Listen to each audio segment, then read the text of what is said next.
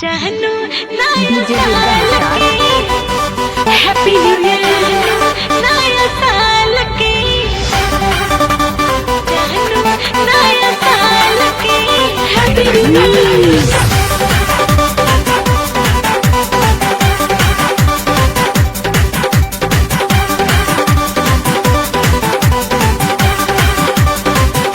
DJ Durga Nishad गांव ब्राह्मण तारा जिला फतेहपुर।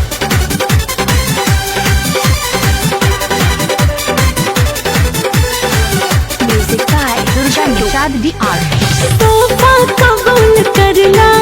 ए जानू नया साल के हाँ तोहफा कबूल करला ए जानू नया साल के दीताने कर जाहा दीताने कर जाहा सीना से दिल निकाल के तोहफा हाँ तोहफा कबूल करला ए जानू नया साल के हाँ तोहफा कबूल करला ए जानू नया साल के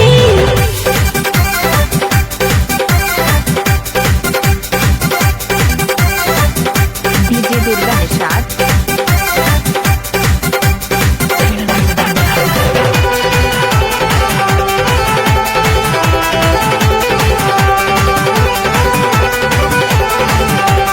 दुर्गा निषाद DR।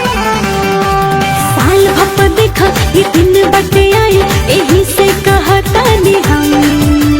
अखिया से कब तू दूर नहीं जाइबा ये वादा तू करा सनम दुर्गा निषाद DR। साल भप देखा ये मौका बटे आए यही से कहता नी हम अखिया से कब तू दूर नहीं जाइबा ये वादा तू करा सनम बेचैन दिल हमार बा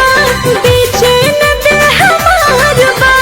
समझा हमार हाल के तोहफा हाँ तोहफा कबूल करला ए जानू नया साल के हाँ तोहफा कबूल करला ए जानू नया साल के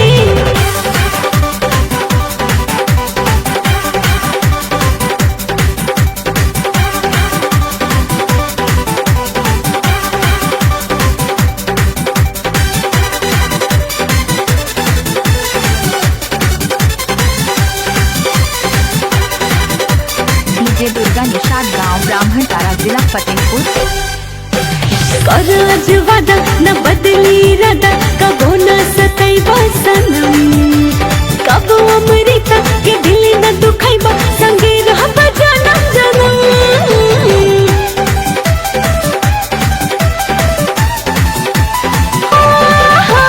कर आज वादा न बदली रादा कबो न सतैबा सनम कबो अमृता के दिल न दुखाइबा संगे रहबा जनम जनम